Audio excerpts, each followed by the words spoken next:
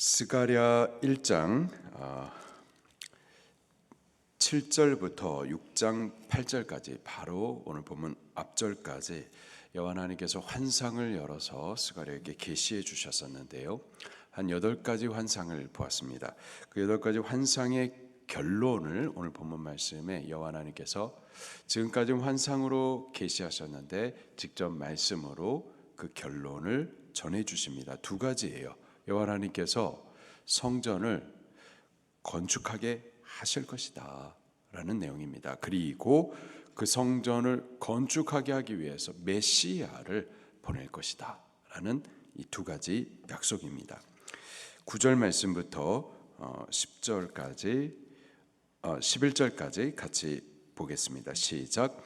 여호와의 말씀이 내게 임하여 이르시되 사로잡힌 자 가운데 바벨론에서부터 돌아온 헬데와 스바냐의 아들 요시아의 집에 들어갔나니 너는 이 날에 그 집에 들어가서 그들에게서 받되 은과 금을 받아 면류관을 만들어 여호사닥의 아들 대제사장 여호수아의 머리에 쓰고 12절 이같이 말씀하시되 보라 싹이라 이름하는 사람이 자기 곳에서 돋아나서 여호와의 전을 건축하리라. 아멘. 여호와 하나님께서 스가랴에게 지시하시는 말씀이 네 사람 곧 헬데 또 도비야 여다야 그리고 헬렘 그들의 집에 가서 은과 금을 받아 면류관을 만들어 대제사장 여호수아 머리에 씌우라 이렇게 말씀하고 계십니다. 면류관을 머리에 씌운다 한 두 가지 의미가 있겠습니다. 첫 번째로는 그를 통하여서 성전을 건축하고 그리고 대제사장의 그 예배하는 직분을 이루게 하고 그리고 이 일로 하나님으로부터 영광을 얻게 할 것이다 라는 약속인 거예요. 성전을 건축한다라는 것 그리고 대제사장의 직임을 행한다라는 것 그것은 하나님 앞에 상을 받는 일입니다. 하나님 앞에 영광을 씌움받는 일인 거예요. 그렇기에 하나님께서 우리에게 맡겨주시는 바 어떤 직분 그리고 사명 이것은 영광스러운 거고 또 존귀한 겁니다. 이런 직분과 사명에 대해서 가볍게 여기면서 혹은 짐스럽게 여기면서 거부하는 이들이 있기도 하고 혹은 내 같은 것이 무슨 너무 저 같은 것은 감당할 수 없습니다 하면서 겸손한 마음으로 거부하는데 사실 거부해서는 안 되는 일들이고 이 직분과 사명들은 하나님 앞에 영광을 얻는 일들이기 때문에 우리 양보해서는 안 되고 오히려 하나님 앞에 구하셔야만 하고 그리고 적극적으로 그 일들을 위해서 나를 헌신하고 또 맡겨진 직분과 사명에 대해서 충성하여서 하나님께서 씌워주시는 바 영광을 꼭 받아 쓰셔야만 할 일들인 거죠. 그리고 또 다른 의미는 이 여호수아 대제사장 여호수아가 예표하는 자 곧 예수 그리스도 메시아의 도래를 예고하시고 이 성전이 의미하는 바 하나님의 임재 가득한 그 교회를 세우실 것을 또 의미합니다. 12절 말씀을 다시 한번 읽을게요. 시작. 말하여 이르기를 만군의 여호와께서 이같이 말씀하시되 보라 싹이라 이름하는 사람이 자기 곳에서 돋아나서 여호와의 전을 건축하리라. 여호수아에게 면류관을 씌워줬었어요. 그런데 싹이라고 하는 이름을 하는 자가 올 것이다. 그가 성전을 건축할 것이다. 이렇게 또 약속을 하고 있습니다. 겨울이 지나고 나서 죽은 것 같았던 나무들이 거기서부터 싹이 피어난단 말이죠. 새 생명이 돋아납니다. 이게 싹이에요. 싹은 절망에서 희망을 그리고 사망에서 부활을 일으키는 생명을 의미합니다. 여기 싹은 사망당한 자를 생명으로 옮기실 예수 그리스도를 예표해 주는 거예요. 근데 그가 장래에 오셔가지고 지금 성전을 건축하는 여호수아와 같이 여기 포로된 자들 가운데에서 새로운 생명, 그리고 저들을 통하여서 지금 건축할 이 성전과 같은 성전을 지금 이후에 지으실 것이다. 그렇게 약속을 하고 계시죠. 13절 말씀도 계속해서 보겠습니다. 시작.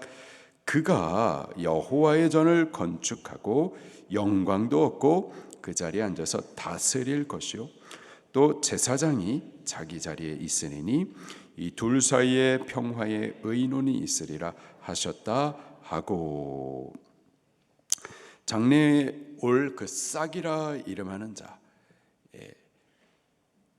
죽어있는 나무 가운데 새 생명을 돋치게 할 자, 이 어두운 상황 가운데에서 희망을 말할 자, 그 싹시라 이름하는 자가 성전을 건축하게 될 건데, 그가 여호와의 전을 건축하고 그 메시아가 여호와의 전을 건축할 것이다. 주의 교회는 사람이 으쌰으쌰 세워지는 것이 아니고요, 예수 그리스도 그분이 세우시는 것이 교회인 줄 믿으시기를 바랍니다. 그리고 그가 또 전도 건축하지만 영광도 얻을 것이다. 주의 교회는요, 예수 그리스도를 영광을 높여드리는 것이 교회인 줄 믿으시기를 바랍니다. 사람이 높아지거나 사람의 이름이 드러나거나 사람이 영광을 받는 것, 그건 잘못된 거예요. 교회는 예수 그리스도를 예배하고 예수 그리스도를 영화롭게 높이는 곳이죠. 또 그가 다스릴 것이다, 이래 말씀을 하고 계세요. 왕으로 오셔가지고 통치할 것이다. 교회 머리는 누구시죠? 목사인가요? 아니죠. 교회 머리는 누구시죠? 예수 그리스도이십니다. 그분이 교회 머리가 되셔서 그분의 말씀으로 통치하는 것, 그것이 바로 교회인 거예요. 예수 그리스도, 그분의 몸된 곳이 교회고, 이 몸된 교회의 머리가 되시는 분이 예수님이시고, 예수님 그분이 하나님의 말씀으로 우리를 통치하시고 다스리시는 것, 그게 바로 교회인 겁니다. 그리고 또 제사장이 자기 자리에 있으리니 이 둘 사이에 평화의 의논이 있으리라. 예수님 그분은요, 왕으로도 오셨고 또한 대제사장으로 오셔서 그분이 이루실 것이 뭐냐? 평화를 이루어 주실 겁니다. 예수님 그분은 평화의 왕으로 이 땅에 오셨어요. 평화, 죄로 말미암아서 이 평화가 다 깨져버렸었고, 죄로 말미암아서 하나님과의 이 화목의 관계가 깨지고, 아담과 하와 간의 이 사람의 관계도 깨지고, 또 땅에서는 찔려와 엉겅퀴가 나타나는 등 만물과의 관계도 죄로 말미암아서 깨졌는데, 예수 그리스도 그분은 왕과 제사장으로 이 땅에 오셔가지고 평화를 의논하리라, 평화를 이루신 분이세요. 그 죄의 문제를 해결하심으로, 십자가에서 죄값을 다 지불하심으로 빼앗겼었던, 깨졌던 그 평화를 다시 회복하사 하나님과 우리 사이에 죄 다 무너뜨리시고 원수된 관계를 회복하사 하나님을 향해서 아버지라 부르게 하시고, 하나님 우리를 자녀 삼아 주셔서 그렇게 화목해 하셨고, 또 원수된 우리들 서로 찌르고 서로 미워하고, 사랑한다 하면서도 서로 미워하고, 행복을 누려야 되는데 행복 도둑질 당하고, 그렇게 깨져버린 우리의 관계를 예수님 그분 안에서 다시 화목하게 하시고, 또 만물과의 관계도 예수님 안에서 다 회복하도록 예수 그리스도의 죄사하시는, 죄 문제 해결해 주시는 그 보혈이 우리를 화목해 하셨습니다.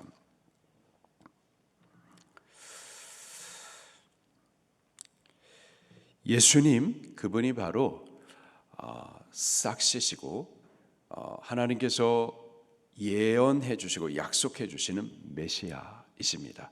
그 예수님이 오셔서 참 성전, 이 구약의 건물 성전이 상징하고 예표해 주시는 바 주의 교회를 세우실 것이고, 교회를 통해서 영광도 받으실 것이고, 말씀으로 교회를 통치하시며 또 교회 안에 하나님의 평강을 허락하여 주실 것을 스가랴에게 약속해 주십니다. 바로 이 일을 위하여서요, 하나님께서 돕는 자 네 사람을 또 말씀하시고 그를 일으키십니다. 헬렘, 그리고 도비야, 여다야, 그리고 헬렘이었었어요. 이들이 누군가 10절 말씀을 한번 보도록 하겠습니다. 10절 시작. 사로잡힌 자 가운데 바벨론에서부터 돌아온 헬데와 도비야와 여다야가 스바냐의 아들 요시아의 집에 들어갔더니 너는 이날에 그 집에 들어가서 그들에게서 받되. 이 거룩한 일, 영광스러운 일들을 위하여서 돕는 자 네 사람을 붙여주시는데요, 이 네 사람이 도대체 누군가, 하나님께서는 누구를 이렇게 붙들어서 이 영광스러운 일에 참여하게 하시고 사용하시는가 보니, 그들은 첫 번째로 사로잡힌 자라고 소개를 해주고 있습니다. 사로잡힌 자, 더 정확하게 표현하면은 사로잡혔었으나 지금은 자유케 된 자, 전에 바벨론의 포로되고 종노릇했었던 자, 소망 없었던 자, 그런데 그 자리에서부터 지금 자유케 해주셔서 예루살렘으로 돌아오게 한 자, 그 소망 없던 자에게 지금 영광을 바라보게 하셨고, 전에는 묶여 있었고 종이었었는데 지금은 영광을 위하여서 준비하는 자가 되었었죠. 사로잡혔던 자, 전에는 어둠이었으나 지금은 빛에 거하는 자, 전에는 죄와 사망과 마귀에게 묶여 있었으나 지금은 자유함을 받고 치유함을 받고 또 구원의 은혜를 누리는 자, 하나님께서는 이러한 자들을 쓰시는 거죠. 구원받은 자, 치유함 받은 자, 그 은혜에 감사와 감격이 있는 자, 그런 자를 하나님께서 택하시고 부르시고 당신의 영광을 위하여서 사용해 주시는 겁니다. 여러분들은 예수님을 믿으세요? 왜 믿으십니까? 우리 예수님 믿으면 어떻게 되는데요? 우리 전에 죄인이었으나 죄의 사함을 받게 되는 거예요. 마귀의 종노릇했었으나 자유함을 얻게 되는 겁니다.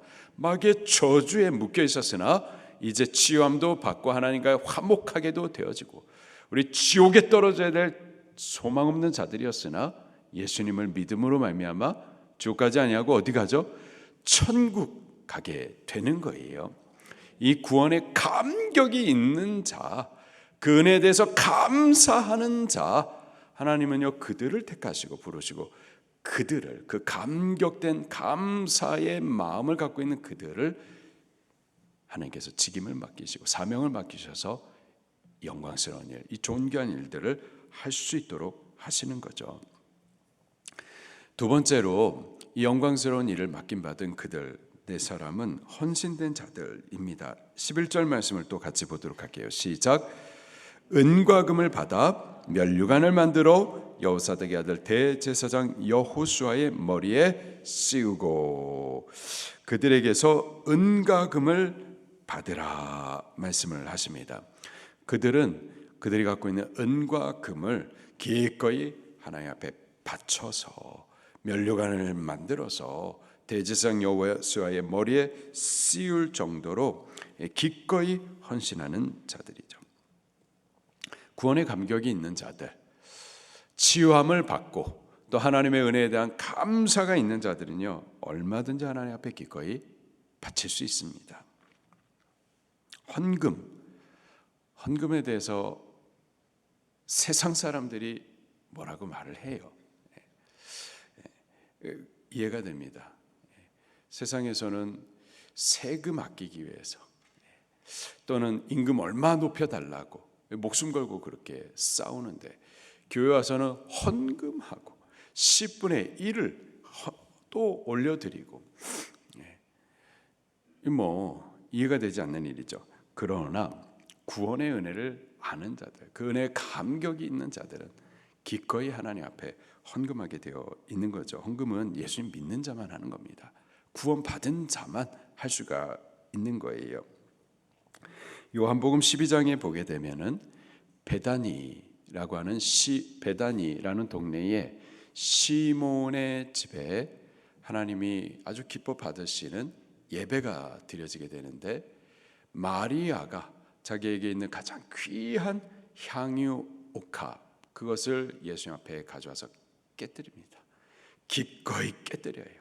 아까워서 떠는 것이 아니라 기꺼이 예수님 앞에 그것을 깨뜨려서 예수님 머리에 부어 드립니다.